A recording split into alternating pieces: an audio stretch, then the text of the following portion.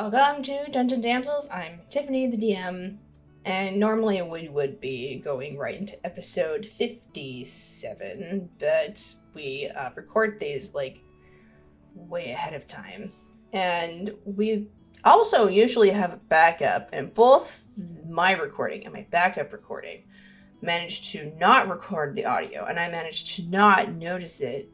So here we are, and I'm just going to do a recap as to what happened, because it was a primarily pretty much only RP episode. So we're actually going to get an inside look at my very exciting document center. So we go, 57 is right here. So I tracked it down. And I will just read this out aloud to you guys, listeners. So last time the damsels started in the Feywilds, they regrouped, and the team consists of Luna, Keothe, Kiara, Elendriel, and Tarina's siblings, Nualia and Erevan. And if you don't remember, Tarina was one of the original players, and then she died because of War Mansion Crava in Toro. And then Erevan was rescued by the party because he was, his caravan to, a marriage, meeting was interrupted by the damsels, and he was there and rescued. And then after they came to the Feywild, they met Nualia, who had been trapped in the Feywild for the number of years, and that's why she's been absent. So then the group went to Arturo's house, and Arturo was sort of the liaison between Tarina and her patron, Queen Sabra, who is the Fey Queen of the Fall Court. And Tarina really had more interactions with Arturo, because honestly, I didn't know what to do with the Fae back then. I have a much better idea now. But, so Arturo approached Kiara and Ellie and asked them to help him save his mom, who's been imprisoned by the Fae Queen. And the Fae Queen is imprisoning Arturo's mom because she uses Arturo to do all the boring stuff in court. So he handles, the paperwork and logistics. And she can't be bothered to do that. She's a Fae. So they went to Arturo's house, who's an ally of the party, and he told her that Queen Sabra keeps a watchful eye on her kingdom. He also reminded Kiara and Elendriel of the promise they made to him to help him get his mother out of jail. He proposed that you either appeal to Queen Sabra or directly, or attempt to jailbreak his mother. Arturo works for the Queen and wants to leave with his mom, but has his hands tied with the mounds of paperwork that Sabra gives him and the keen eye that she keeps on him. The group decides to head for the Autumn Court and make the decision later, as they have to travel to the court palace before they even can make that decision. So they run into a treant named Tarky, who has a pet blink dog named Piper, and Tarky agreed to escort the party to the nearest Eladrin village, but on the condition that they take his friends with them on the trip. He's blind. Yeah. Targy's blind. His blink dog is his seeing eye dog. So then Targy leads them to his friends, and it turns out that he has a bunch of kids in this cave, and they've been abandoned. They were kidnapped by the Fae and then subsequently abandoned, and Targy has kind of collected them. And he is this giant treant who's blind, so he can't take care of the children very well. And there's a baby, so he's saying, I want to bring this to the Eladrin village. Hopefully these children can have better care. And so the team encounters a familiar face, this drow kid from season 1. If you remember back in Haunted Hills, they ran into a group of dwarven bandits, and they had a drow kid with him, and Kian was his name. I think I couldn't remember what I named him originally, but his name is now Kian. And he was the kid that pretended to be injured and then led the damsels into a pit trap. So Kian's here. And Kian wound up being here because after the curse had been lifted from the hills, the bandits were then subsequently allowed to leave. And they went back into Gundrick to find new lives, because they've been wilderness survivalists for 50 years. And Kian wandered out from the city or wherever and found his way to them. So they told him to just stay put at, the inn, and then they didn't come back. So he decided that he was going to try to find them again, and then wound up getting lost in the Fey Forest. So that's why he's there. And now the group is taking this gaggle of children through the Feywilds and to this Eladrin village. Yes, so they're basically heading towards this big giant tree, which marks the palace, and along the way is the Eldrin village. So you take the children to the forest. The day passes with pleasant quietness. The birds here are colorful and make sounds that are reminiscent of birds from the Europlane, but also more melodic. The birds actually harmonize with each other here. The frogs hop along the ground and lizards scurry under rocks. You can see curious mammalian animals peer at you from the treetops, and the scent of flowers floats on a gentle breeze. The air is a little brisk, but it's otherwise pleasant. You pass by odd-looking plants. The grass, they're like a grass with pokey ends and a spur at the base. And if Ellie made a check, she would have found out what type they were. The children go and play and pick up sticks with each other. So Jean has this little Minotaur girl, and she likes to collect flowers and do like soft, pretty things. And Rashid is this dark-skinned human boy who's very intellectual and likes to build stuff. And then there's Maki and Tui, who are two dark-skinned island dwarves. And they like rocks. Well, Maki likes rocks, and Tui's just a wild child. So Tui and Kian, the drow kid, play swords, and then Maki comes over to Luna, and he hefts this bundle of rocks, and he says, "Is that a sword?"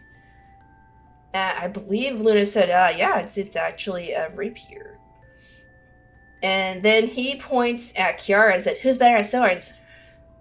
And I think, if I remember correctly, the two of them cleverly evaded the question, and then Nualia jumped in and started sword playing with them. You look over, and Tui, who is Maki's twin and sister, body slams into Kian, and Kian chokes out, "I thought we were playing swords," and she pulls him into this leg hold and says, "Give up! I give. Then Nualia comes over with a stick. "You defeated Kian, but can you defeat me?" Yeah, that's where she comes in. And so then Tui picks up her stick. "I can take you." So we got Nualia playing with the two dwarf kids and Kian. And a few minutes pass by, and then Rashid, who's the human kid, tugs on Kayanthe's arm, and he says, "I gotta go." And Kayanthe, I think, responded like, "Oh, well, okay, like, tell me where we can go find a bush." And he says, "No, you're a girl. I'm scared to go alone." And, so then I think it was Ellie who was like, "Oh, I'll take you." And he was like, No, you're a girl." So she shifted into an animal and was like, "I'm an animal now, so this, like, shouldn't matter." And I had her make a persuasion check, and then he was okay with it. So they went and, like, found a bush. Then I make there's a comment where I see Aravan's been preoccupied with Nualia, and Kayanthe sees him, and the sunlight hits him in such a way that his eyes sparkle, and he looks up with a smile, and you haven't really seen him smile a lot, but obviously being around his long-lost sister is helping. Then we go back to the dwarf kids, Tui and Maki, and they're saying, "We're hungry and tired and thirsty," and Kian flops over this big root. "Are we there yet?" And Jinza, who's the little Minotaur kid, goes to Ellie and looks at her flowers in her leaf hair and asks she says, "I like your flowers." And then Ellie and Jinza have a little conversation about flowers. She has made some flower crowns and bracelets, and Ellie thinks that that's pretty cool. After that, Chewie goes and runs ahead of them and just whacks the bushes, and these birds fly away. Yeah. And so, she explains that her brother doesn't like bugs, so she likes to go and scare them first. So at this point, Kayanthe's been holding the baby, and there's a halfling baby that was unnamed, and the group decided to name the baby Moss. So baby Moss is being cared for primarily by Kayanthe during this journey. And Erebine comes up to her and says, you did good with that. You're doing good with that baby. And she, so the two of them have a conversation, and I think Luna kind of chimes in because a backstory with Luna is that her boyfriend Galak has 3 half sisters because her mom had triplets, and so Galak had to care for them a lot. And growing up as the sibling that's much older, and Luna would also be corralled into taking care of the triplets. So they did a lot of diaper changing and a lot of just caring for children that were much younger. And then Rashid, who's the smart kid who likes to build stuff, he comes over. He's like, "Well, what rock is this called?" And Erebine explains what it is. It's an anorthite, which is just kind of a common rock. And then Rashid picks up a black one and says, "What's this?" And Erebine explains that it's obsidian and that it's sharp. And that's just to show that Erebine is at least educated in nature. As a druid.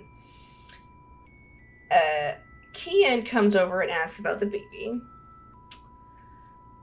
And there's a little bit of a conversation about that, just to give insight to Kian as a character that is concerned about his people.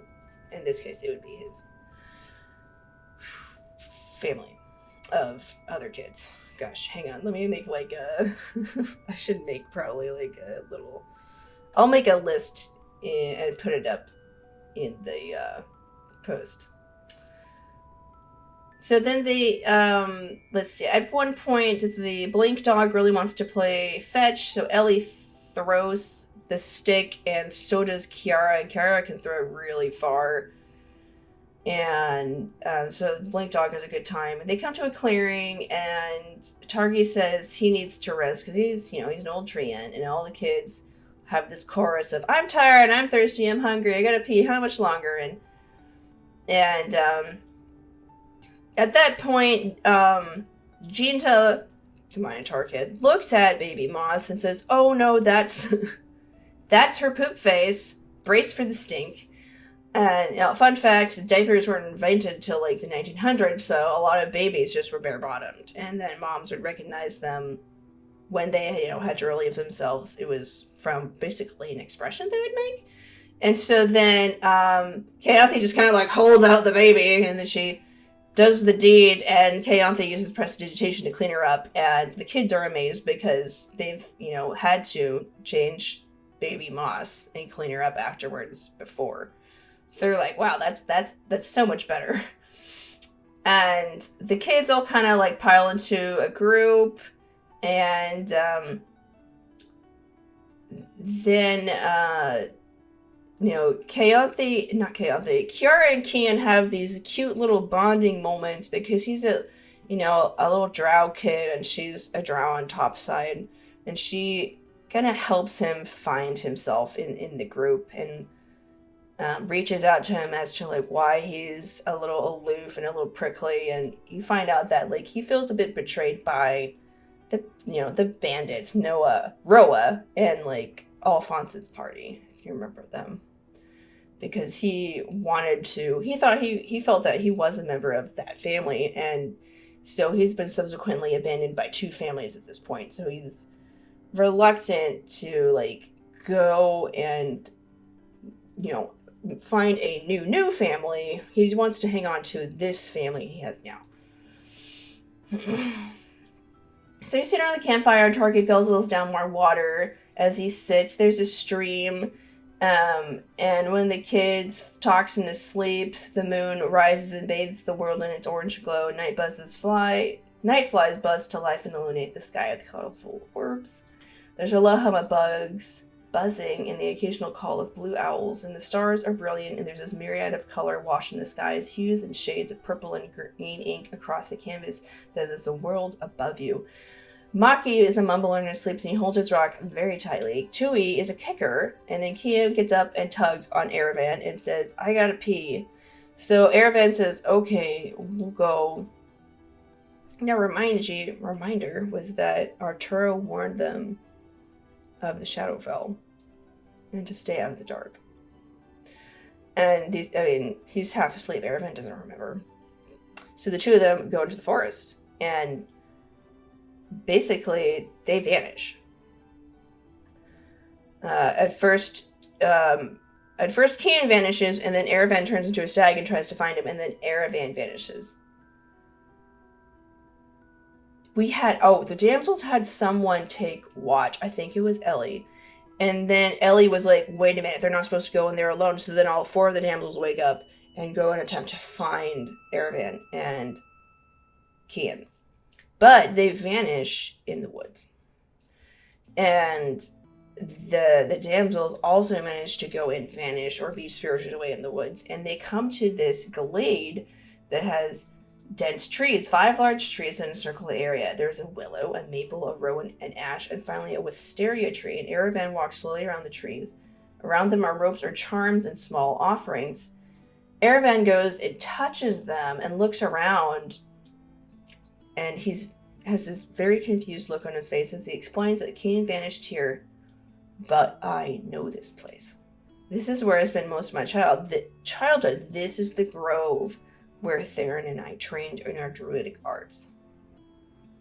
And he even lifts up the willow tree leaves and says, I did this carving. See, it's an E for Aravan, and then there's a little less elegant T for Theron. And behind them they hear this rustle of leaves, and there's this big mansion behind them. And it's reminiscent of the Arnell estate. And the handsome stone structures tower over you, and it feels out of place in this world of whimsy. There's a voice that says, I thought I'd give you a familiar place to run around in. Nothing like hide and seek in a big house. So this unknown voice comes and speaks to them and says, I've set up a hide and seek game for you. And that's pretty much what happens in 57. It was just a lot of role play, and it's unfortunate that was missed, but now you kind of know what's going on. Important side note was that the children can't just exit with the damsels, because the damsels themselves are having trouble leaving this plane. And I leaned into that old, Fey lore, where if you ingest Fey food, you could basically become part of the Fey world. And therefore it's much, much harder to leave, or you can't leave. And I just put it as it's much harder to leave. And basically the way to leave the Feywilds is if you find another fairy circle and cross over that way. And those are pretty much random. It's an unreliable source to exit. So that's why Nualia has been stuck in the Feywilds for forever, for a decade. That was a hiccup. And the reason that they really want to help Arturo's mom, the true incentive is that with Arturo's mom, the two of them, Arturo and his mother, could basically plane shift the party back out. Because it's much easier to bring people to the Feywild than it is to have them leave. And that's just the nature of how the plane works. So it was unrealistic to bring the children back to the material plane via plane jump, because one, they need to find someone who could do that and could teleport that many people. And two, sorry British users, the children have been eating here, so they're bound. They're more attached to the plane, so that's why they can't just leave that way. That's why they're going to the village to try to give them permanent residence where they, won't die. They'll, have a life good childhood. And that's what I wanted to cover. Hi, this is Tiffany, your GM and editor. Thanks so much for watching the show. We update when my life allows it. Sorry, I can't be more specific than that. If you're looking for a more kid-friendly show, I will never go above a PG-13 rating. So please share, like, sub, tell your friends, and comment. Thanks again for watching, and we hope to hear from you soon.